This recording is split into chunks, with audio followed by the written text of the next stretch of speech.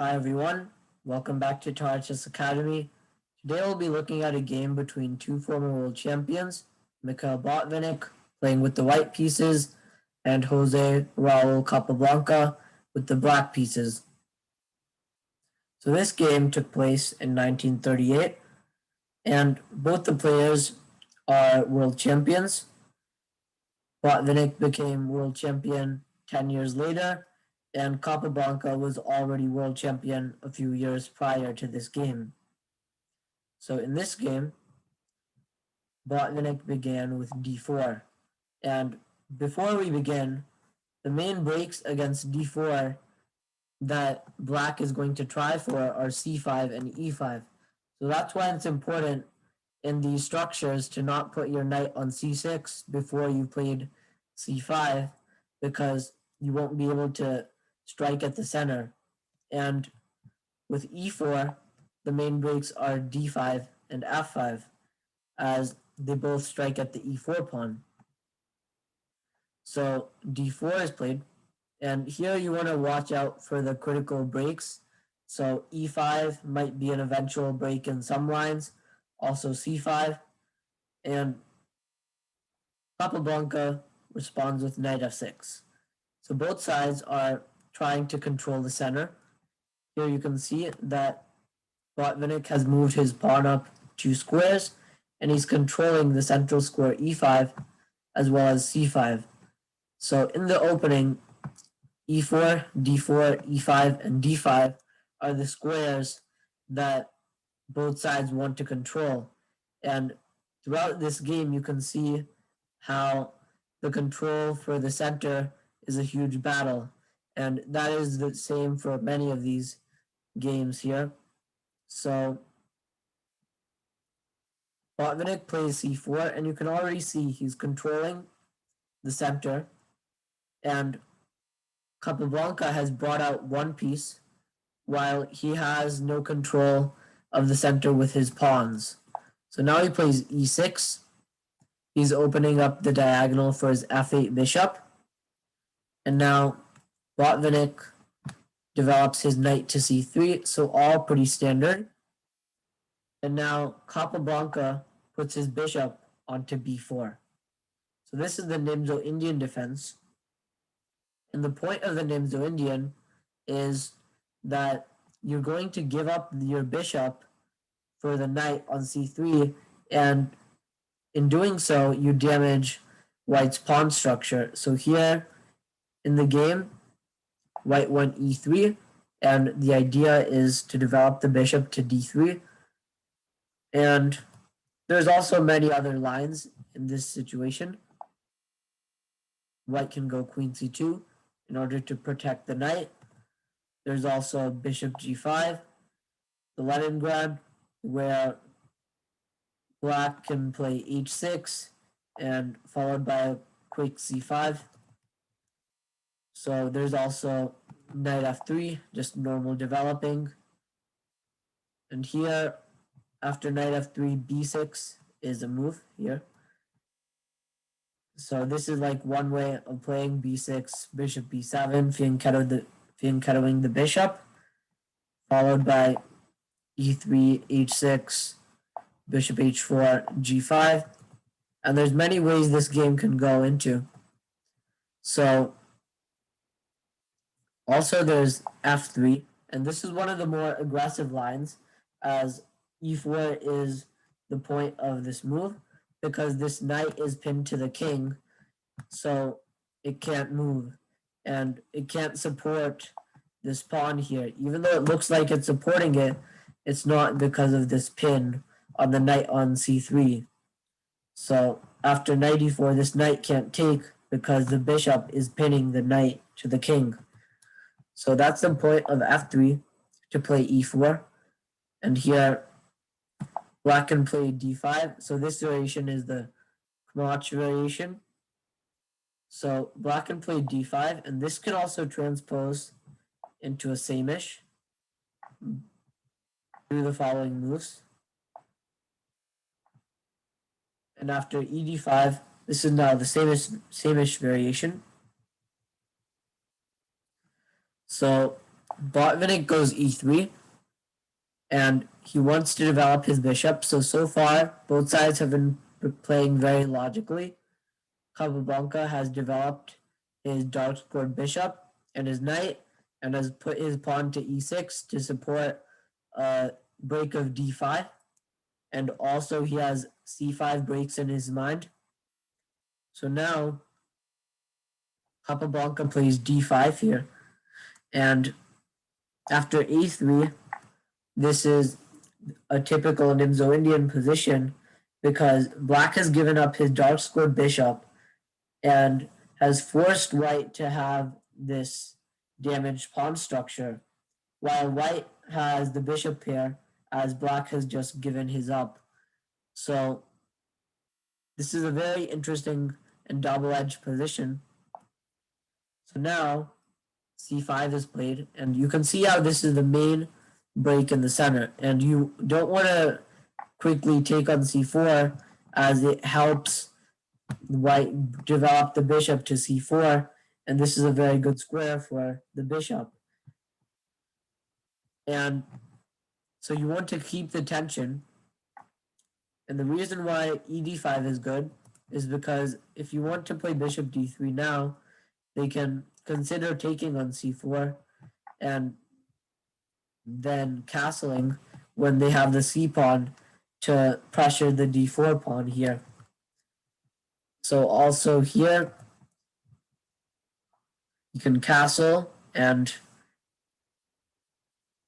if you continue trying to not trade anything, you could get into the following line like this, queen c7, and your bishop is on c4, but it's kind of being eyed by the queen here, and the position is around equal, so you'd have to probably move your bishop somewhere to a2 or to d3, even though there's no immediate threat, because if castles, there's c takes d4, queen takes d4, and now e5, and after queen h4, bishop g4, as you're now blocking the protection of the queen, and you can see how this queen is misplaced here.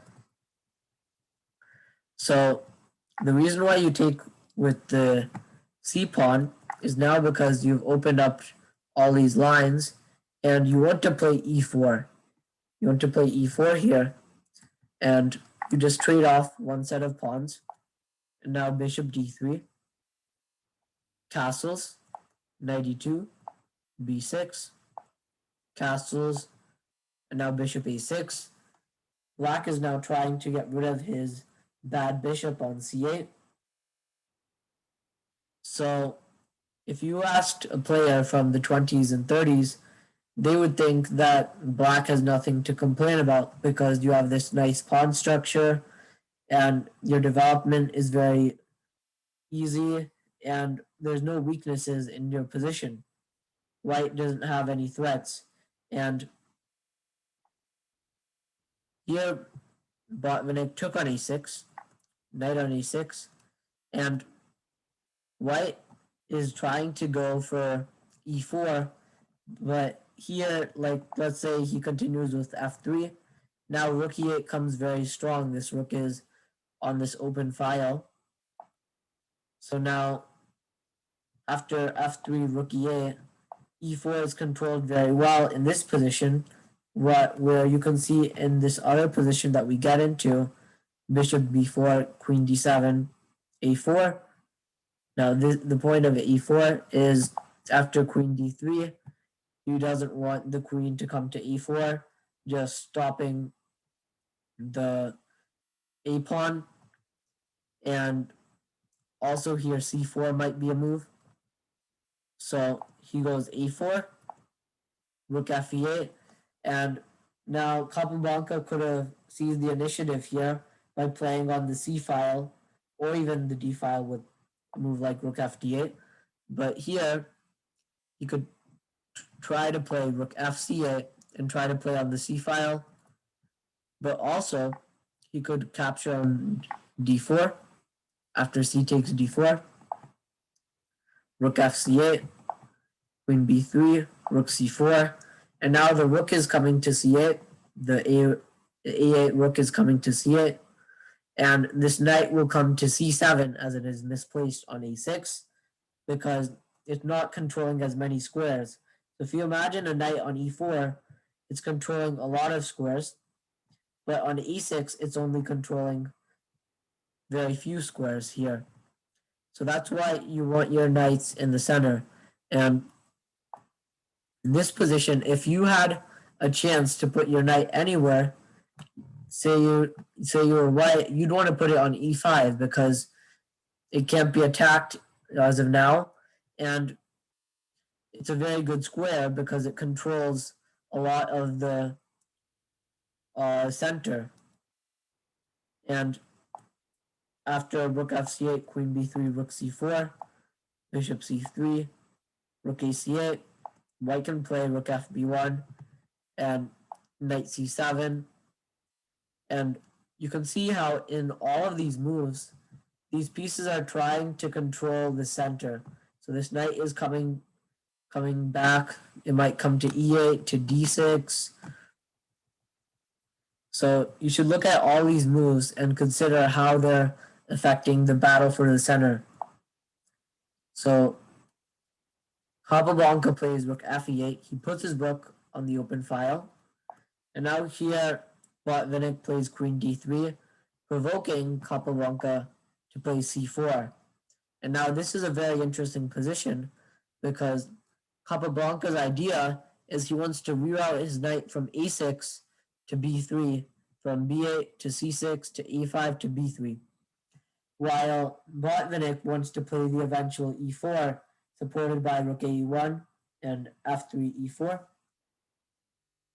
So he goes queen c2, knight b8, and this is a very important position here because this is actually a mistake here, his following play, because he counted on this maneuver knight b8 to c6 to e5 to b3, but he underestimated white's pawn break of e4 here.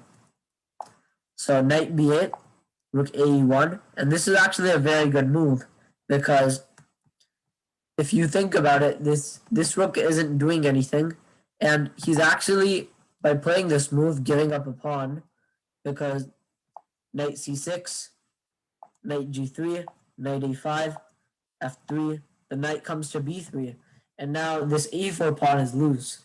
So that's why this move is already very good because he's giving up a pawn, but he knows that he will have the e4 break as very good compensation. So here he goes f3, knight b3, and now both sides have completed their plans here after the move e4. So the a4 pawn is now lost, but the e4 pawn can advance forward to e5, and this queen on e4 is kind of misplaced, and white will soon turn their attention to the king side by playing e5, and after knight d7, queen f2, because otherwise the knight would come back in the game to c5. Now after queen f2, this knight may come to f5, and the f3 pawn can just roll forward. So he goes g6, and he wants to just go f5.